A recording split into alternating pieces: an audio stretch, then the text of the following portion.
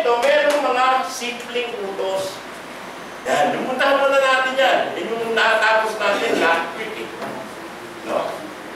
O pinabasa ko lang sa inyo. Pag sinabing simpleng utos, mga utos na ito hindi masyado kailangan i-elaborate pa eh. Di ba? Kasi lahat kayo maiintindihan nyo eh. Simpleng utos lang ito na kayang-kaya inyong sundin. Pero hindi nyo masunod, bakit? Hindi nyo ba naiintindihan ito? Kaya wala kayo, nakinuli natin siya. Nag walang pitang tao, simpleng utos, hindi masunod. Pero alam nila yun. Ano yung mga simpleng utos? Yan, isa yun. Huwag natin papayan. Alam nyo yan eh. Di ba? Tanong, linggo-linggo ba o sa pagkakatipo ng mga Kristiyano, nakipagkatipo ba kayo?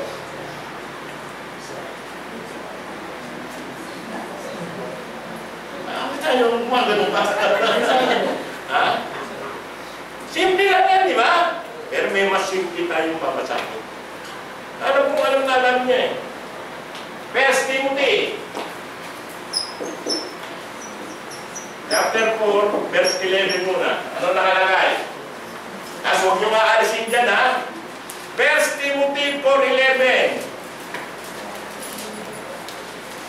Punta naman tayo sa ano eh, sa papaliwanag. 1 Timothy. Ang mga bagay na ito hindi yung iutos at ipulong. Yun. Ha? Maliwanag yung sabi.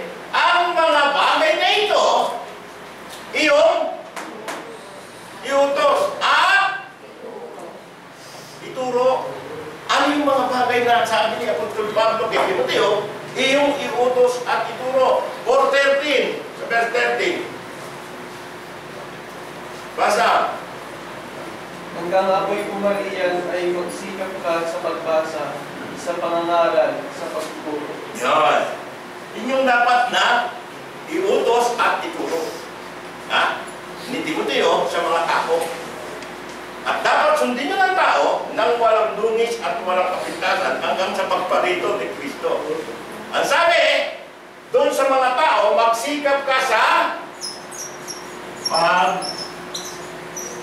pagbasa. Kailangan mo bang ipaliwanag kung paano ang pagbabasa? Brad, kailangan mo bang paliwanag ang pagbabasa? Bakit? Hindi, yung pagbabasa. Kailangan ba? Ay, pagbasa ka. Kailangan kong sabihin at paliwanag pa sa'yo kung paano ang pagbabasa ng gagawin. Bakit? Hindi kailangan.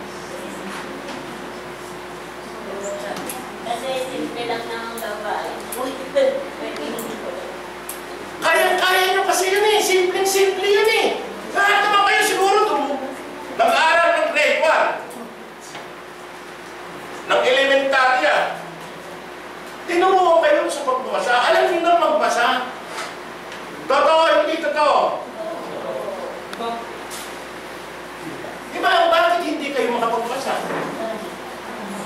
Bakit hindi nyo ugaliin? Bakit hindi kayo magsikap hanggang sa dumating si Pablo na magbabasa kayo ng katotohanan ng Ebanghelyo? Isa yun sa bakit hindi kayo lumalago. Isa yun sa isang dahilan nyo kung bakit ang tinatawag na Iglesia ni Cristo sa panahon natin nawawala. Nasisilong ng diablo dahil walang alam. Hindi naman para sa akin ito eh.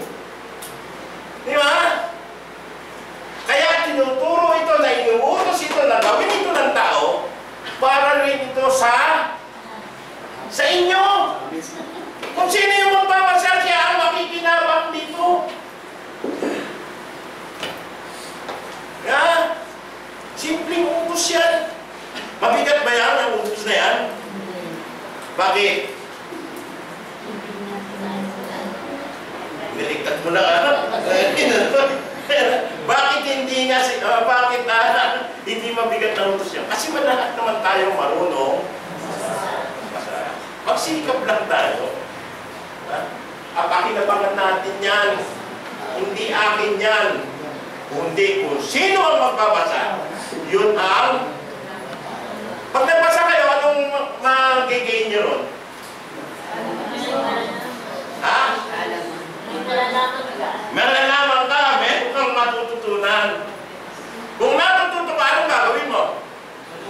Yung pangalawa rito, magsikap ka sa pagbasa, anong susunod? Noon,